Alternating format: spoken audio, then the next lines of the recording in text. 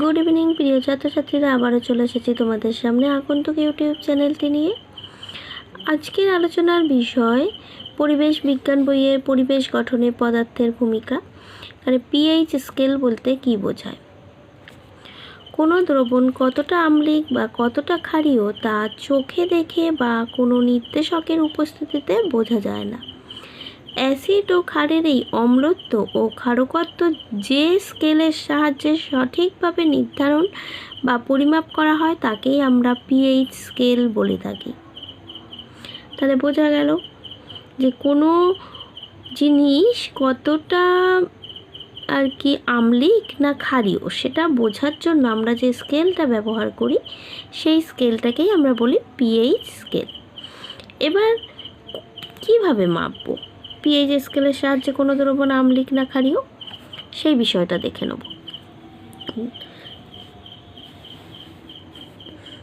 দেখো এখানে লেখা আছে পরিষ্কার করে, কোনো দ্রবণ প্রকৃতপক্ষে আম্লিক না ক্ষারীয় না প্রশম তা সহজেই পিএইচ স্কেলের সাহায্যে মাপা যায়। একটি পিএইচ স্কেলে 0 থেকে 14 পর্যন্ত দাগ টানা থাকে। দেখতেই পাচ্ছ এটা একটা পিএইচ স্কেল, এখানে 0 থেকে 14 পর্যন্ত দাগ টানা আছে অলরেডি।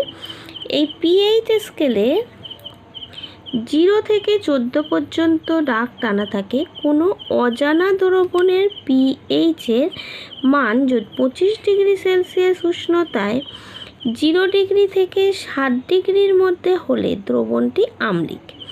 কি বলছে? উষ্ণতা ফিক্সড, এখানে 25 ডিগ্রি সেলসিয়াস উষ্ণতায় যদি 0 থেকে 7 মধ্যে দ্রবণটি থাকে তাহলে সেটাকে ধরতে হবে আম্লিক। আর যদি কোনো অজানা দ্রবণের পিএইচ 25 ডিগ্রি সেলসিয়াস উষ্ণতায় 7 থেকে 14 মধ্যে হয় তবে সেই দ্রবণটিকে ধরতে হবে এটা ক্ষারীয় দ্রবণ।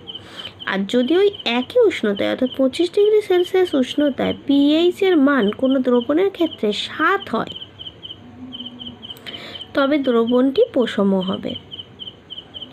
এইভাবে পিএইচ স্কেলের সাহায্যে কোনো দ্রবণের প্রকৃতি নির্ণয় করা যায়। সুতরাং অ্যাসিড দ্রবণের ক্ষেত্রে পিএইচ হবে 7 থেকে কম, ক্ষারীয় দ্রবণের ক্ষেত্রে পিএইচ হবে 7 থেকে 14, আর প্রশম দ্রবণের ক্ষেত্রে হবে পিএইচ শুধুমাত্র 7। বোঝা গেল ব্যাপারটা? পিএইচ স্কেলের সাহায্যে কীভাবে পরিমাপ করব। তো এখানেই প্রশ্নের উত্তরটা শেষ আমার, আর আজকের ভিডিও এখানেই শেষ করছি। পরের দিন চলে আসবো অন্য আরও একটি ভিডিও নিয়ে। ততক্ষণের জন্য টাটা।